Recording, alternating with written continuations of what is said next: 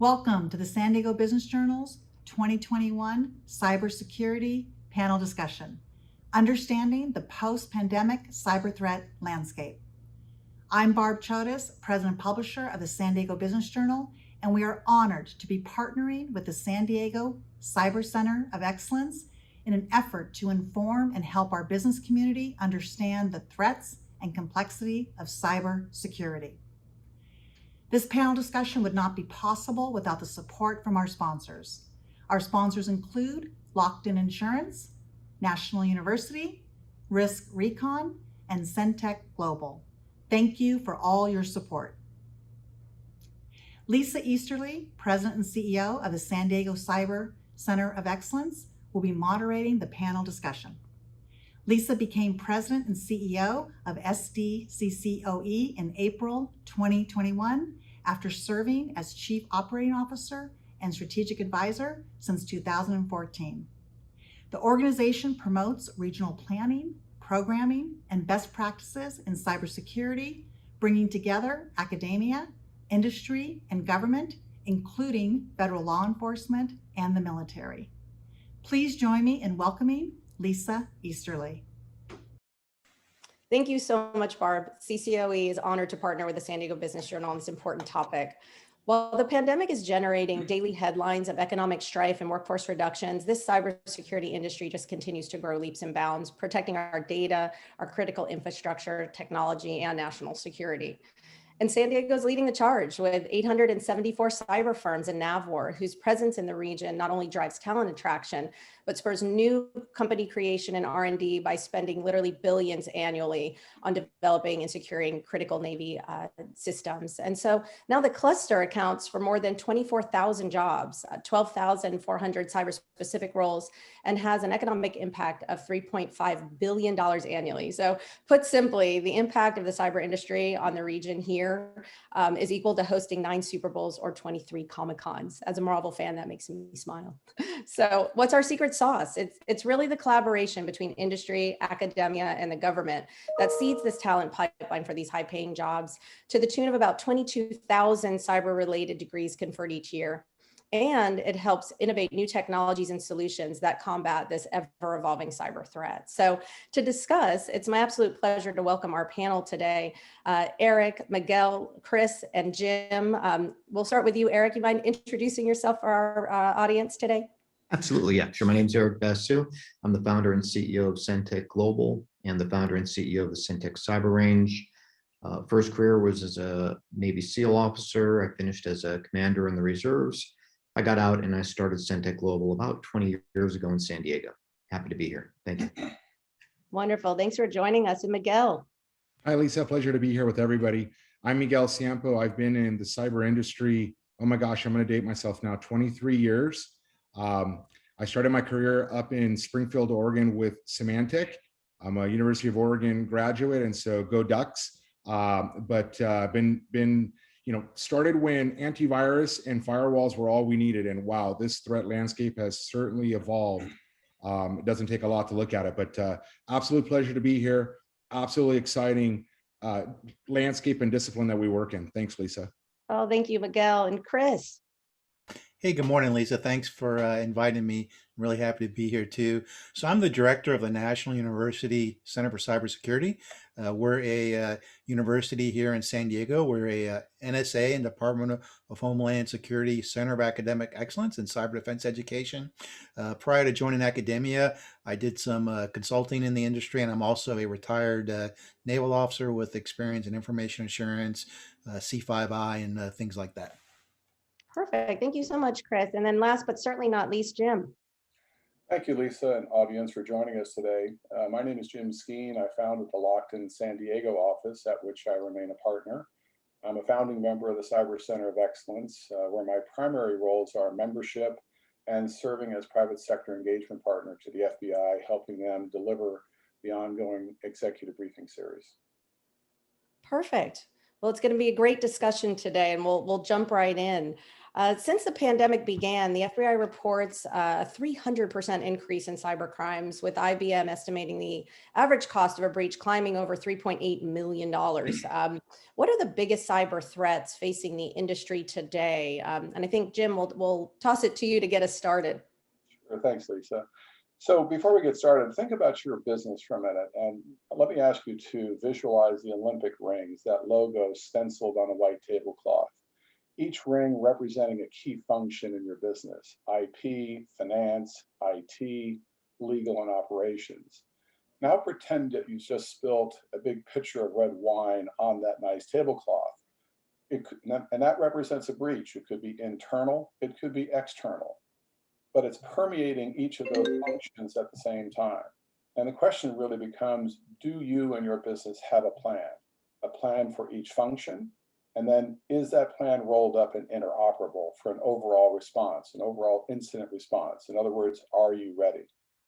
And so some of the biggest threats that come to mind for me right now would be obviously the stuff about extortion and ransomware. It's rampant. It's creating a tsunami-like effect on law enforcement trying to keep up with it. Of course, there's business email compromise, theft of your IP, all the issues related to social engineering fraud, and don't leave out, of course, the regulatory landscape and political risk. There's an awful lot going on that the cyber industry is trying to contend with at the same time. Much of it is quite unprecedented. So those are some of the things that come to mind for me. But let me kick it over to my friend Eric, another fellow founding board member of CCOE. And Eric, maybe walk us through some of the threat landscape as you see it. Yeah, I appreciate that, Jim. And I love that Olympic ring analogy too. That really is, it's very visual and very accurate. You know, Jim, you actually hit it really well. What are the big dollar losses that businesses are facing today?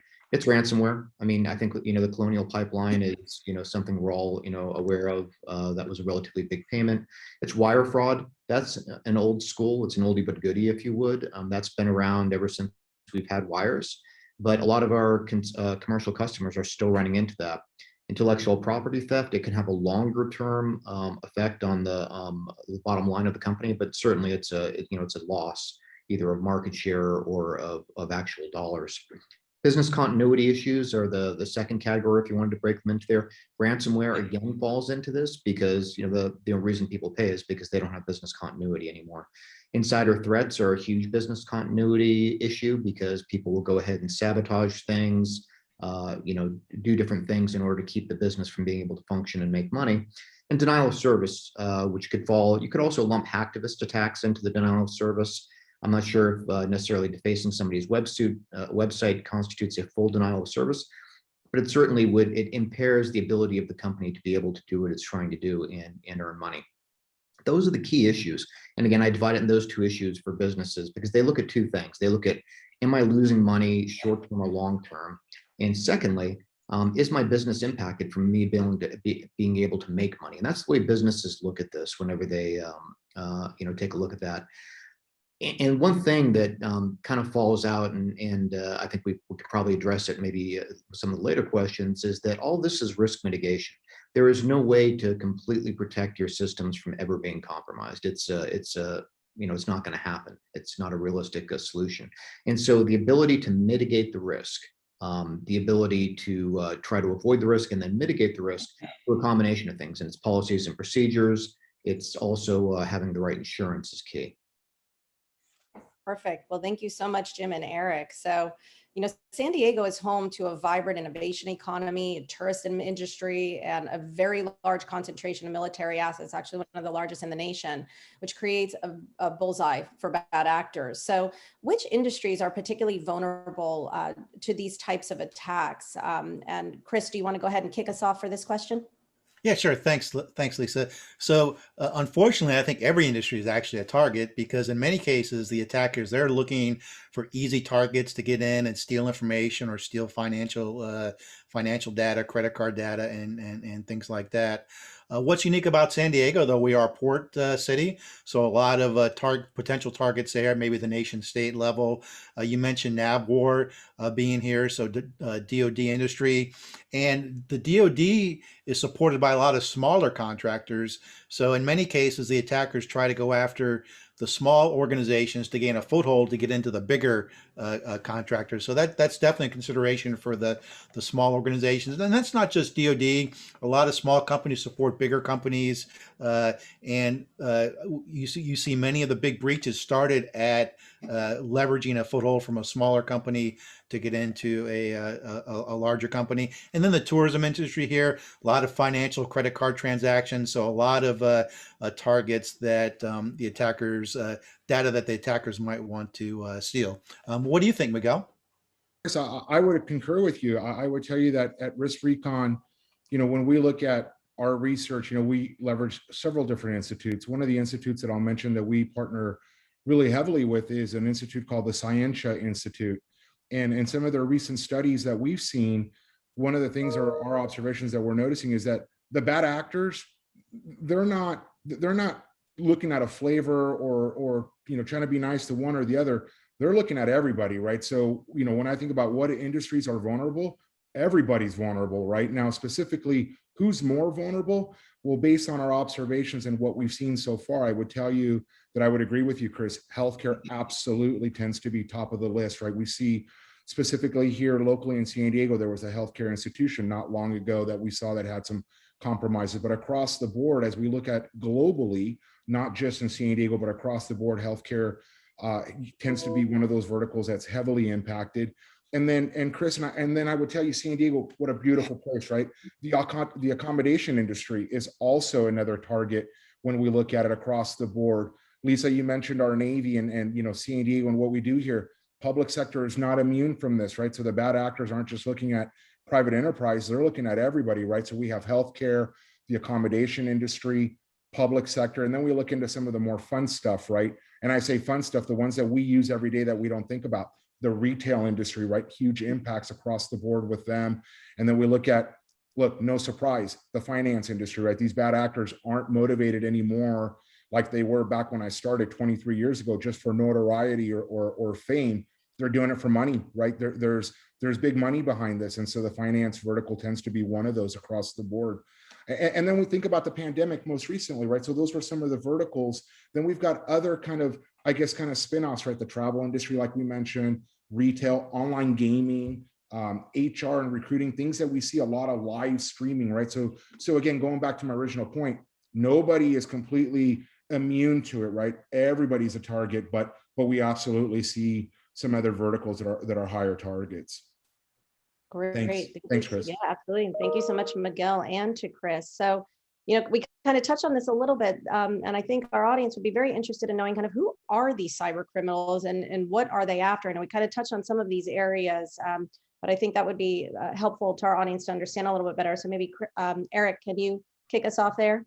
Sure, happy to.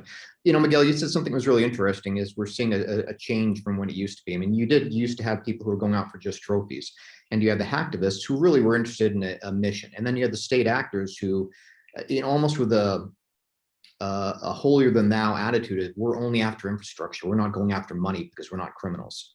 That's all blurred now. The colonial pipeline. Russia, of course, says it was not a state-sponsored group that did that. But there is no Russian criminal organization that survives in that country without the implicit permission of the government.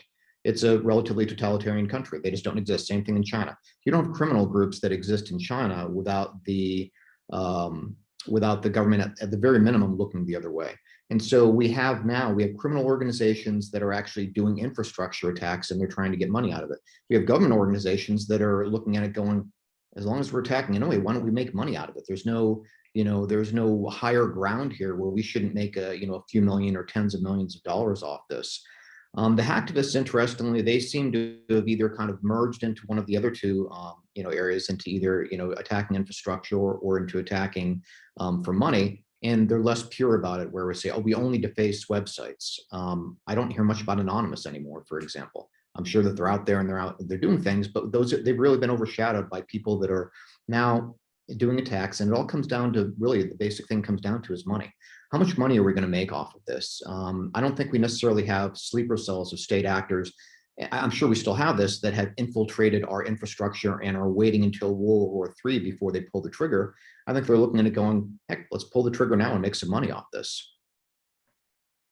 Very interesting. And Chris, maybe you can speak to a little bit too about, what kind of data, what are they after in these types of attacks and these types of breaches that ultimately they're looking for financial gain?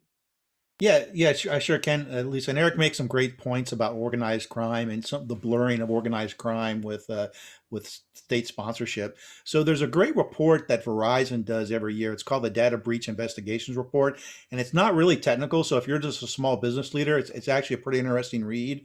But they noted in the most recent one, 80% of the attacks are financially motivated by organized crime, and they want to go in and they want to steal financial data. And what they're doing is they're looking at web apps and mail servers in general. That's some of their primary targets. And they're attacking older vulnerabilities. So they had a neat chart. So most of the vulnerabilities that were targeted were from 2010. So Eric mentioned risk mitigation a little earlier. So, if you can remove some of the older vulnerabilities, which is rather easy to do, you can reduce that attack surface. I know we're going to talk about tips in a second.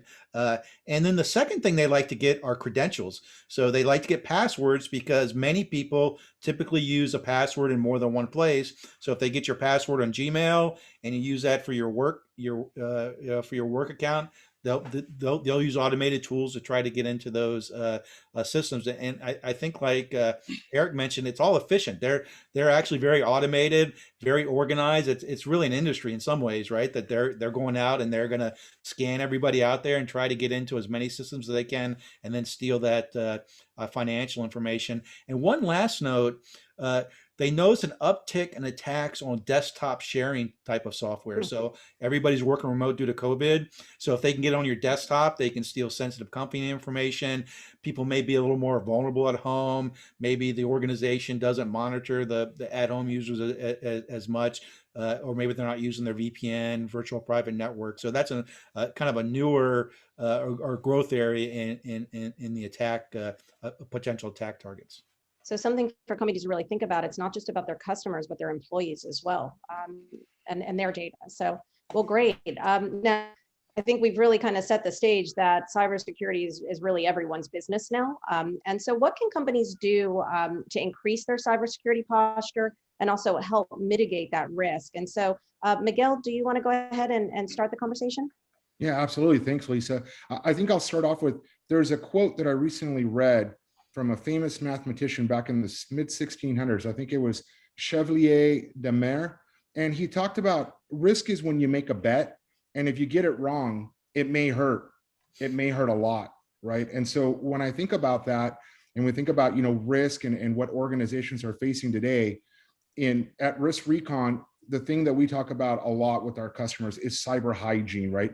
And it's almost one of those terms that sounds so nebulous nowadays, but what does cyber hygiene mean? It means a lot of different things, right? But more importantly to us, when we think about cyber hygiene, it's understanding what practices, what tools, what cadence do you have, what security controls have you put in place to try to mitigate that risk, right? And not leave, a door unlocked, a window open, kind of thinking of like a neighborhood watch kind of analogy, right? And so when we think about cyber hygiene, we at Riskrecon, we partner really closely with an organization called the FAIR Institute, and they kind of give us some guiding principles around when you look at cyber hygiene and you create a cyber scoring mechanism, right? Or something of that nature, you should look at these elements. And so when we look at that, we think about cyber hygiene should include items like good patch management, understanding what security controls you have in place, right? Are you using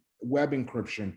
Are the servers that you have that are publicly facing and exposed potentially to the bad actors, are those protected? Are those locked down? If a machine was to be compromised, do you know the value of that system, right? A part domain server is much less valuable to a bad guy than, for example, a webmail server or a content server that's got personal identifiable information, that somebody's logging in, things of that nature. So our tips and tricks would be, absolutely understand what your cyber hygiene looks like.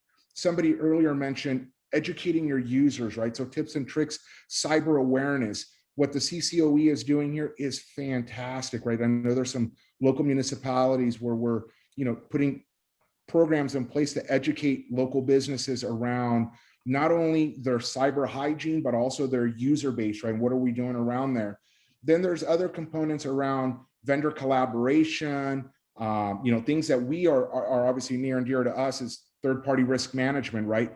Doing regular assessments, understanding what your organization looks like, and more importantly, the people that you're doing business with. Right now, we're so connected. Somebody mentioned the pandemic. I said streaming earlier. We're connected in so many different ways online, right? It's no more, the soda pop delivery guy dropping off sodas anymore. That's just we're doing everything online. And so when we think about those assessments and the interconnected world that we're in, understanding where there's gaps at every one of those points or vectors is absolutely critical, Lisa.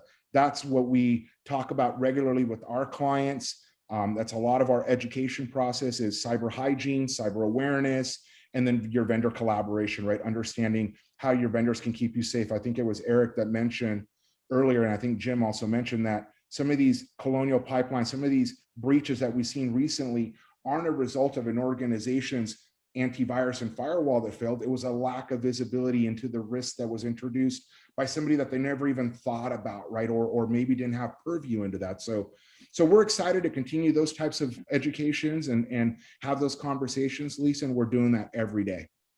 Thank you so much, Miguel. And you hit on a really good point there too. I think for businesses, they don't necessarily know what they don't know. And so doing a real assessment of their business and their risk. And then also, maybe Jim, you can speak a little bit to, kind of incident response planning exercises, and then also some of that, the actual products and tools that are out there that can help mitigate some of this risk once it's identified. Well, thanks, Lisa. And Miguel raised a number of great points that we're having a great time working with he and his company on the Carlsbad project, City of Carlsbad. But it's such a daunting task for our IT professionals and how they get through the process of weighing out budget constraints and priorities for their business versus all the solutions out there. And so it's a daunting task that they face trying to bring forth those solutions. There's too many to name in this call. But what's interesting is that notwithstanding everyone's best efforts, there will be residual risk and it could be severe. And so let me ask you to think of another visual, a city skyline, and ask you to look through the lens of your contractual relationships with other parties. So these are your clients, your suppliers, and your vendors, some bigger and more robust than others. But part of the question to ask yourself is, what happens when they are breached? What's the impact on your business? If they're no longer functioning, are you also down? So do you have a contingent exposure based on these other partnerships? The answer is yes, you do, and it's worth exploring. So over the years, cyber insurance has become a much more common topic. In the old days, 20 years ago, it was just retailers, big retailers, utilities, and hospitals that thought about it. But now it's every day for all of us. I think it's important that everybody take a step back and ask themselves, what is an insurance company? It's a big, slow-moving, highly regulated, often publicly traded company. It offers, in their mind, a contract consisting of terms, conditions, exclusions, and pricing. And those things are based on decades upon decades of settled case law and countless paid claims as an industry, to which they then apply actuarial science to help figure out the makeup of what they're offering you in exchange. And so the challenge really is those key factors are not present in cyber. It's all evolving and evolving very quickly. So it puts a huge pressure on them to try to figure out what to offer and at what price. So it's really a supply and demand issue at its most basic core. And the underwriters right now, based on this tsunami, a never-ending tsunami of business email, ransomware, the list just goes on and on and on, they have significantly and recently raised the bar on what it will take for your business to get adequate insurance. And think in terms of three buckets of rates: favorable, standard, and unfavorable. naturally you want to do what you can within your own priorities and budget to qualify for favorable pricing and rates. But you need a business plan relative to these questions that they are going to ask you right now. And those are everything about multi-factor authentication for all remote users, access to the cloud and vendors. They want to know about your users and how they're restricted on administrative rights. They want to know about your continuity plans. Do you have one? What is it? Back to the Olympic ring analysis. They want to ask about your backup systems. Are they air-gapped and encrypted? Remote desktop controls, intrusion and endpoint systems. They want to know about your employee training. I mean, one of the messages that we deliver at the executive briefing series for the FBI is 90+% about the problems that we read about are self-inflicted. So the great news is there's so much, back to all of my colleagues' points, there's so much that we can do to raise our own bars. And the more we do so, we free up resources, badly needed resources and capacity at the federal law enforcement level to tackle the bad actors that we really don't have visibility into. So that relevant and regular employee training is huge. They're going to be asking you a lot about patch management, especially those critical patches. And what's the window that you're committing to get those resolved in? Is it 24 hours? Is it 72 hours? And lastly, really a plan. What is your plan for end of life or end of support software within your organization? How is it being segmented? How are you transitioning? How are you planning ahead? So the old days of a simple cyber insurance application are gone. These are the questions you will be asked, and the better response, the more favorable rates you'll get. Great comments, both Miguel and Jim, and I think very helpful to our audience, which has a tendency to be smaller businesses that don't necessarily have the resources. And so I think, the threat landscape, as we've discussed it, is a bit daunting for companies, as Jim mentioned, especially in the economic wake of the pandemic. What resources are available to local businesses? And this will be one that everybody gets a chance to answer. So Jim, maybe you can start us off with your role as kind of private sector engagement partner for the FBI to speak about some of the law enforcement resources available to companies. Sure. Thanks, Lisa. So think federal law enforcement. So we think about the FBI. We've got a 500-person office here led by SAC Suzanne Turner. We've got the San Diego Cyber Task Force led locally here by Nick Arrico and Pete Casey, with whom we work very, very closely at the CCOE. They've got a publication called CyWatch. The best way to report an incident is, and we'll get this information to the audience, but the Incident Response Center, ic3.gov. So that gets your complaint in, your incident in, and it starts to be routed to the appropriate folks. Then, of course, we've got InfraGard. I don't know if you're familiar with InfraGard. It's a fabulous program, really sponsored by the FBI. There's 70 chapters in the United States. The San Diego chapter is a premier chapter. I think we have probably 2,500 individuals. It's free. Do a quick background check, get involved, and then you get access to some very valuable information on continuous information and training and networking on infrastructure issues primarily, but really encourage someone in your organization to become a member of InfraGard. I've touched on the executive briefing series, and then shift over to our friends at the Secret Service. They're really led by Brian Lewin here in San Diego. They're really more focused on financial crimes. And the nice thing is they operate hand in glove. So if you call the Secret Service and it's not in their wheelhouse, they will quickly route you to the FBI and vice versa. So they try to act very collaboratively and do so with each other on a regular basis. Perfect. Thank you so much, Jim. And then Eric, maybe you can speak to some of the business resources. And also, part of the issue for the industry is just the continued talent shortage. Since the threat landscape continues to evolve, it requires more and more sophistication, and those that we have, as our frontline cyber warriors. So maybe you can speak a little bit to some of the resources that are not just available to businesses, but to some of those employees that might like to upskill and really help join the fight. Sure. So for businesses, and I'm actually going to point back, I'm going to point right at you, Lisa, the Cyber Center of Excellence. Whenever I get a question from anybody that says, hey, who do I talk to about this? I've been breached. Who do I talk to in law enforcement? Who do I do this? First thing I do is I go back to the Cyber Center of Excellence. Pretty much every cybersecurity company in San Diego, and a lot of them that are nationwide, and global are all registered with the CCOE. They're members of the CCOE.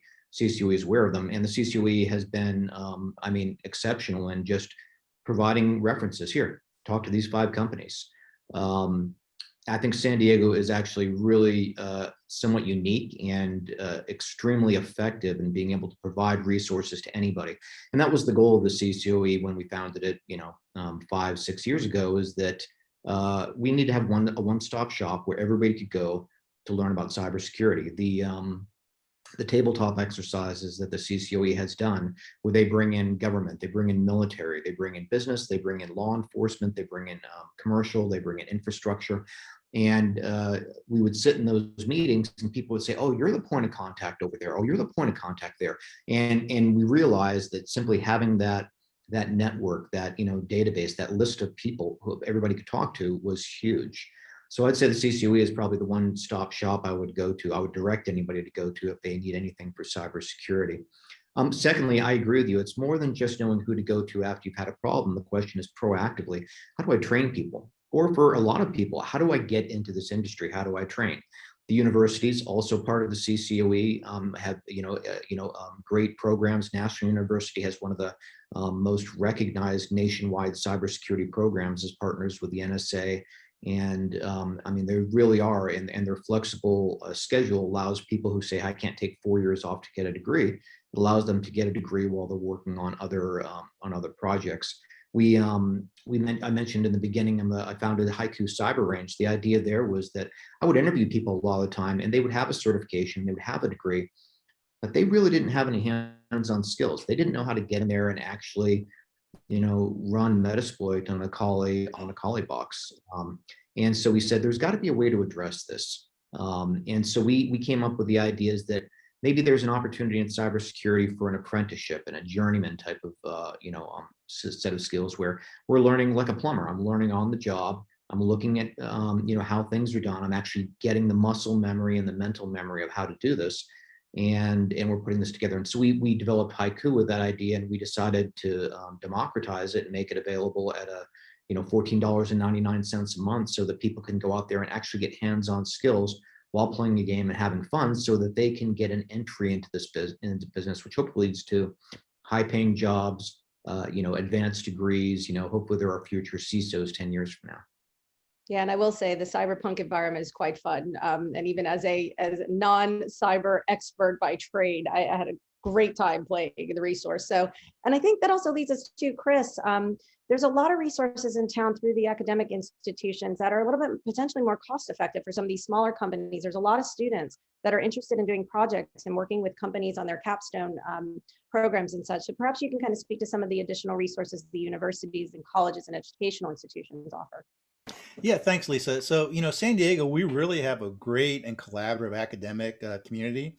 So our students at National University, they do a 3-month capstone project. And one of the things that we offer is they'll go out and they'll help a company improve their cybersecurity. They'll do assessments, they'll do pen tests, they'll write policy. And the great thing is it doesn't cost anything. So it's free work, and it's a nice way for a university to get up to kind of a baseline, and then maybe find a managed security service provider that they can kind of hand that work off to. And it's not just our university. So Cal State San Marcos, they do this too. University of San Diego, San Diego State. There's really a robust academic community here. And we also have some great security organizations. So ISACA, which is kind of the auditing security management side, Open Web Application Security Project for web application security, Information System Security Association. So a lot of great groups. And I'd just like to echo what Eric said. CCOE is really a great central hub for this. We're proud to be a member of CCOE. And, I know we collaborate a lot. I'll send you references or people, and you'll send people to us. So it's a really great collaboration. And I would just like to add about building the workforce. So, we talk about academia a lot, but don't forget about high school. So we help with the SoCal Cyber Cup, and it's a high school, middle school, and community college cyber competition. And it's a great way for high school, the younger students to learn. They're really impressive. We've used the Haiku range as part of that competition before, and it was a great training environment for them to really, like Eric said, get their hands on and learn. And it's amazing how well these young students work work together as a team. So if you're a parent, I'd encourage you to get your kids involved in some of these different cyber competitions, as it's because it's a great career field. And one last point, I know ESET, they offer some free training for kind of prepare your workforce, because you look at a lot of the breaches, it's all social engineering and people just being tricked, right? It's a little bit of common sense and awareness, maybe not common, but just awareness, so that they don't click on that link, or, hey, I'm Microsoft, how many, I get that call once a week probably, right, from Microsoft, that they need my password. So so some great resources out there here in San Diego. Perfect. Thanks so much, Chris. And then Miguel, maybe you can speak to some of the different resources so that folks can really better understand their cybersecurity posture and some of the areas where they can help mitigate some of their own, specific risks. Absolutely. Thank you, Lisa. So I would first and foremost echo a lot of the same sentiments and points that my colleagues on this call have brought up, right? I tell folks that this discipline that we're in, it's a huge industry, but a small community, right? And at the end of the day, we all want to help each other, right, as much as we can. And I've seen it evolve, and that's what makes it so exciting. This is what's made it a great choice for me over the course of, a little over 2 decades here.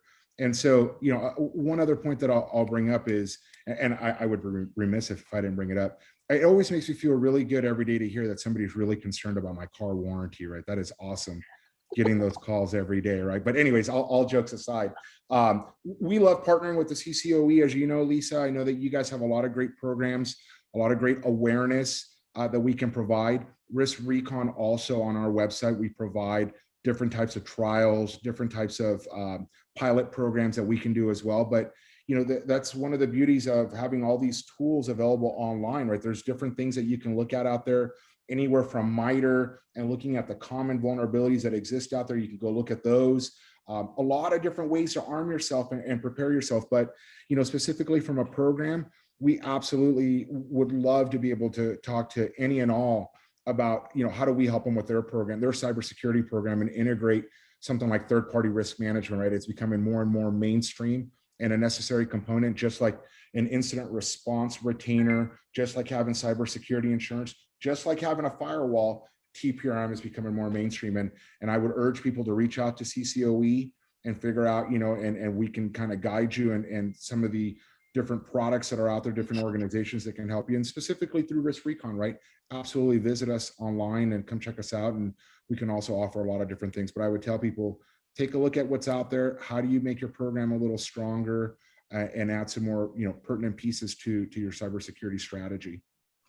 Perfect. Thank you so much, Miguel. This has been a fabulous discussion. I think what the audience really gets out of this is that San Diego has an incredibly robust cyber ecosystem. And the great part about San Diego is we're the biggest small town you'll ever find. And truly, it is an all hands on deck. And we've seen that throughout the history of San Diego, of how industry, academia, the military, government, really all kind of come together, not just to develop these clusters, but to sustain them and to grow them and to come together around creating a more secure environment. And so I think today we gave our audience a really good overview of the post-pandemic threat landscape, really kind of including what industries are vulnerable, which I think we've kind of come to the conclusion that now cybersecurity is really everyone's business.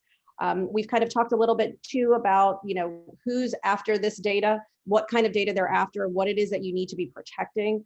And then once we scared everybody good enough, we talked about, the resources that are available. We talked about also how folks can start to look at mitigating their own risk. And so with that, I turn it back over to our fabulous partner, Barb, to talk about some additional programming and resources that are going to be available. So thank you so much to our panel, Eric, Chris, Miguel, Jim. It's been phenomenal as always to speak with you. Thank you again.